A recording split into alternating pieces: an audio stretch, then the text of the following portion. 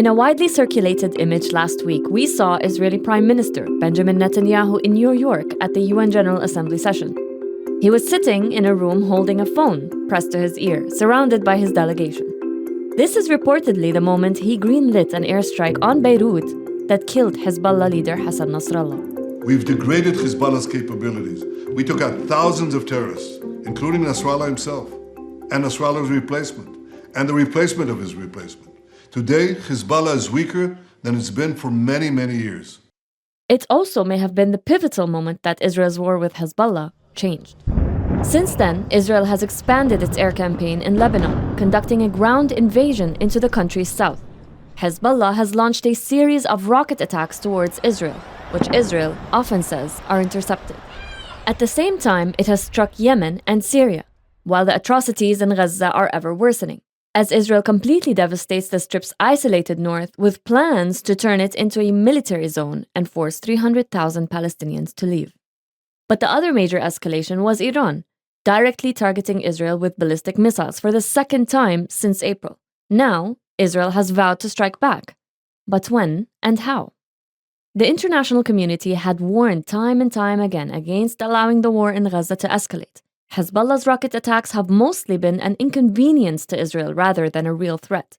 The Houthi attacks on Red Sea shipping have come to the group's own detriment and the detriment of the Yemeni people, after Israel struck the vital Hodeidah port, which brings in aid for millions of people. But even the situation there was still within the bounds of a contained battlefront. Up until now, Iran has relied on its proxy groups in the Middle East to do its bidding. And at first, it was unthinkable that any major world power would want to get dragged into a war of that scale. Neither the US nor Iran seemed to want to venture to that point of no return. Israel, on the other hand, appears to have successfully forced everyone's hand into the brink of war. Ironically, Iran had just begun to show promising signs that it was willing to engage in diplomacy with the West. Hezbollah was about to soften up to a Lebanese ceasefire, potentially abandoning its vow to stand with Hamas in Gaza. And the US has been extremely eager to get a deal done, ideally before its elections in November. But has the ship sailed now? This is Beyond the Headlines, and I'm your host, Nada Al-Tahir. In this episode, we look at all the recent escalations in the Middle East and their potential consequences. How and when will Israel respond to the Iranian attack? And how could all this change the nature of Israel's war as well as the geopolitical landscape of the region? To map out how the war spilled over and where it's going next, we need to look at the extent of damage to Iran's main ally in the region, Hezbollah. The group has suffered its biggest blow yet, which may be a defining factor of just how big a potential war may be. To talk about this, I'm joined by Paul Salim, Vice President for International Engagement at the Middle East Institute. Yesterday, we heard from Hezbollah's deputy leader, Naim Qassem, who said twice in his speech that the group backs a ceasefire without linking it to Gaza, mind you. Does this indicate to us, especially after the Israeli pager attacks, that Hezbollah's military capabilities have been weakened to confront Israeli forces? Hezbollah has been dealt a very staggering blow, no doubt. At the same time, it still exists. It still can fight. It still has more than half of its missile capacity. It's still lobbing missiles at Haifa and other locations in Israel, and it can continue to fight. It has fighters in the south, in the villages, or some of the villages where the Israelis are staging operations. The Israelis have suffered losses in some of those ground operations. But obviously, Hezbollah has lost its top leader, its historic leader, and has lost its deputy leader, has lost much of its leadership. About 2,000 fighters have been taken off the battlefield either because they were killed or they were injured in the pager attack. And the communication system of what remains of Hezbollah is paralyzed because they don't know what to use anymore as communication. So that makes life very difficult. At the same time, Hezbollah, whose raison d'etre for the last 20 years at least, was that we are there not because Lebanon is under occupation, because they liberated Lebanon from Israeli occupation in 2000, but we are there to protect the South and the villages of the South from the Israeli army. That has already failed. The inhabitants of the South have already had to leave. The inhabitants of the southern suburbs have had to leave. And hence, both militarily and politically, and leadership-wise, and communication-wise, they are in a very, very difficult spot. They know that at least this battle that they have lost. For Iran and its Hezbollah, effectively, and what's left of Hezbollah, their goal is to now to survive and to, rebuild over time. They need years. Iran also is between two positions. They don't want to lose what's left of Hezbollah. They want to preserve it. At the same time, they have come up since October 7, October 8, saying all the fronts of the resistance will support Hamas and we will never stop. They got stuck in that position, as did Nasrallah. And they haven't yet found a clear way to climb down from that ideological position, whereas Netanyahu wants to finish Hezbollah. So I think from his point of view, this war will go on for weeks and months, whereas Hezbollah and Iran would probably like it to stop. So that's where we are. Which brings me to my next question. Israel described its airstrike campaign and ground invasion of Lebanon as a quote-unquote limited operation. The last time it used these words was for an attack on Rafah in Gaza, which was devastating. And we've also seen more similar patterns of events in Lebanon as we did in Gaza, like the bombing of densely populated residential neighborhoods. And so far, the death toll has been since October 8, more than 2,000 people in Lebanon, and 1.2 million people have been displaced. So what's Israel's endgame here? Is it expecting to eradicate Hezbollah in Lebanon, just like it is working on eradicating Hamas from Gaza? And does that mean that Israel plans on occupying parts of Lebanon to make sure that Hezbollah doesn't rise back up again? Definitely their campaign, particularly in the last 3 weeks or 3.5 weeks now, has been utterly devastating. Often if the site has 4 or 5 residential buildings over it, no problem. They go after it anyway, and killing, men, women, and children in the process. But I do think it is different than, at least so far, in what was happening towards Gaza. First of all, and you can see it, that the Israeli reaction to the October 7 attack, from the president of Israel downwards, they immediately dehumanized all Palestinians and said all Palestinians in Gaza, or whatever, at least, focusing on Gaza, supported this invasion. They called them animals, they called them whatever. And this obviously is, comes after years of oppression and fighting with the Palestinians. And secondly, in Gaza, from the very beginning, the Israeli war plan was to completely take all of Gaza and completely obliterate Hamas. They could say that because Gaza is completely surrounded. They're well aware that that is not possible in Lebanon. Lebanon is not surroundable, and Hezbollah has infinite strategic depth. So their goals are different in Lebanon. They approach it differently. And for many in the Israeli military and so on, their past experience of occupation in South Lebanon ended up not successful and a headache, and they had to withdraw and so on. So far, they're saying that they will stage operations to degrade Hezbollah and so on. But I do think that occupation is probably part of the plan as well. But let me just say that we're talking about Lebanon, where Iran is the main decision maker, but the war is about to arrive in Iran in the next few days. Israel is going to attack Iran. And when that happens, Lebanon will become a sideshow. Israel took out Hezbollah because Hezbollah was the main obstacle to Israel attacking Iran. And now they feel, well, now's the time, let's go hit Iran. So in a week, we're going to be talking about something very different. The game is about to get much bigger than Israel and Lebanon. The US has said in so many words that it told Israel that it does not support a retaliatory attack on nuclear infrastructure or oil facilities. So it seems that there is some sort of thought process behind what Israel is going to attack in Iran. Is there a universe where Israel attacks Iran in a way that doesn't prompt an Iranian response? There's different motivations in Tehran and Israel. If it was just up to Iran, yes, there is a scenario. Israel could hit some, limited military sites, limited loss of life, and Iran could, swallow it and say, yes, it could do that. But the reality is Israel, in particular Netanyahu, but a lot of the military and right wing in Israel, feel now is the time to have the decisive war with Iran. That's their position and their conviction. And I think from their point of view, okay, their first strike might be somewhat limited so as not to anger the Americans too much.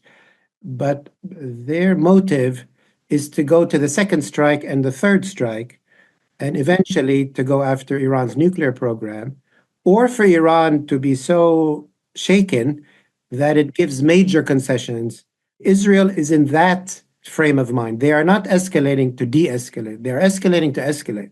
And as we've seen in the past year, it's really not the president of the United States who's determining US policy. It's Netanyahu who's determining US policy. It's Netanyahu that got 50 standing ovations in Congress, not President Biden. And at every step of the way, Biden has often said one thing, Netanyahu has done completely another thing on everything, on Gaza, West Bank, Lebanon, and Iran. Netanyahu, who is American, who was born in America, he knows America well. He knows that Biden can't do anything about it politically. The consequences of a Middle East war could be costly for Iran, which is already struggling under the weight of Western sanctions. More so if the country is targeted directly. But how Iran responds to a potential Israeli strike could make or break a regional war. For more on Iran, we spoke to Dr. Sanam Vakil, MENA Program Director at Chatham House. She explains how the cycle of escalation has been building to this tense moment. I think it's important to see this escalatory cycle that has been building since April, when we saw the first direct strike between Israel and Iran, from the vantage point and perspectives of the parties involved, not from where we sit geographically. Obviously, it's important to lay out that for Israel, a direct strike from Iran is a huge provocation and a huge escalation, even if there hasn't been damage or any serious loss of life. And for Iran itself, effectively, since the attack on its consular facilities, Iran has been set back in Syria. Obviously, it was hugely embarrassed on July 31st when Hamas's political leader, Ismail Haniyeh, was killed in Tehran. This showed Israel's intelligence dominance, but also clear gaps in Iran's security and intelligence. Iran at that point did not respond, chose to practice what is referred to as its strategic patience. And then really, I think the big turning point for Tehran was the killing of Hassan Nasrallah inside Iran.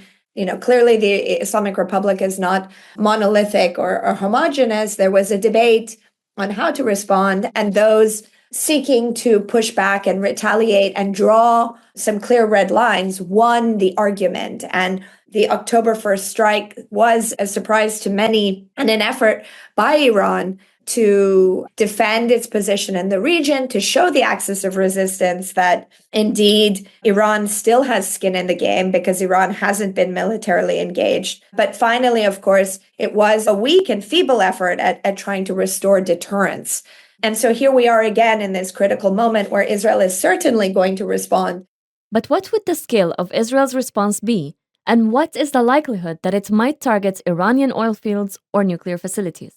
There has been a lot of speculation and a clear anxiety that Israel's response could lead to a wider regional war. But I still don't think that either Israel or Iran are ready for a broader, direct military confrontation. There has, of course, been concerns that Israel could seize this moment, feeling very triumphant with its war campaign, also having extended to Lebanon, that it could try to weaken Iran as well.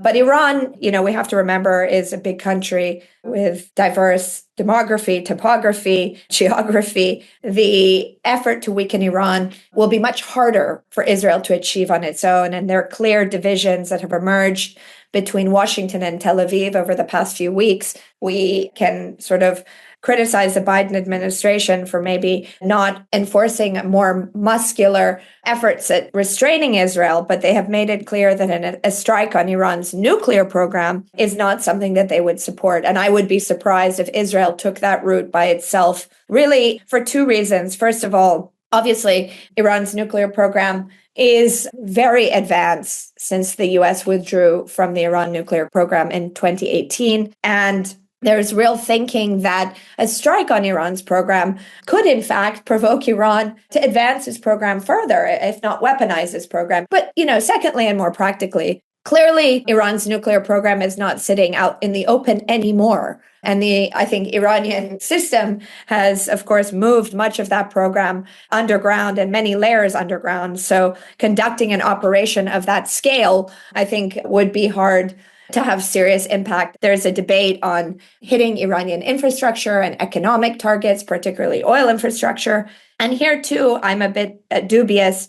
I think the most easy and obvious sort of options on the table are for the Israelis to strike multiple Iranian military targets. And they can do that, I think, quite effectively. Iran also doesn't have air defenses, so everything's out in the open. They can hit launch pads, fueling sites, intelligence centers, hopefully without inflicting any loss of life on the civilian population. And I think that would be quite effective, but also give Iran room to climb down. There will be a thin line that determines whether this will be another series of escalations or a full-fledged war. The scope of Israel's attacks will be one factor, of course, but the other will be how Iran responds to it, if at all. Sanam says, though, that there might not be appetite by either side to enter into a vicious cycle. Iran had already been facing crippling sanctions, and we recently saw Iran's new president, Masoud Pezeshkian, calling for a, quote, new era of cooperation with the West at his first UN General Assembly. It signaled a potentially promising shift for Iranian foreign policy. But with recent escalations and an imminent Israeli strike, are hopes for diplomacy now dead? Absolutely not. I think that we too often try to see developments in these zero-sum circumstances. And Iran certainly is trying to achieve multiple contradictory aims simultaneously in the region and in its relations more broadly. Iran and Iran's new, somewhat moderate president recognized that there is a deep economic crisis in the country, and one of the avenues to addressing that economic crisis is through diplomatic negotiations with the West. And I think that that is very much on the table, regardless of what happens in the region, because Iran's advancing nuclear program is a regional threat and an international threat that will have long-term consequences. Talks cannot really go forward without buy-in and support of the incoming US president. But, this is a high priority for European countries as well as the UK, since the Iran nuclear agreement didn't fully address the array of Iran issues. Perhaps this time, the international community, the US and Europe and the UK, are going to try and achieve compromises on Iran's support for Russia, its ballistic missile program, as well as change the nature of Iran's activities and destabilizing behavior across the Middle East. It's an aim, it's an objective, it's not necessarily going to be an outcome. And certainly, if an agreement is going to be achieved, it will require compromise on all sides. That's it for Beyond the Headlines this week. Follow our minute-by-minute reporting on the situation on thenationalnews.com. If you're a fan of this podcast, we've got some news. We've been nominated for a Signal Award for an episode on the situation behind bars for Palestinian detainees post-October 7th. The episode features voices from the detainees themselves, who describe their conditions there in detail. Please be sure to vote for us in the news and politics category of the award and tell the people you know too. You can find the voting link in this episode's show notes. This episode of Beyond the Headlines was produced by Ban Balqawi and audio engineered by Arthur Edison. Dua Farid is our editor and Yasmin Al-Taji is our assistant producer. And I'm your host, Nada Al-Tahir.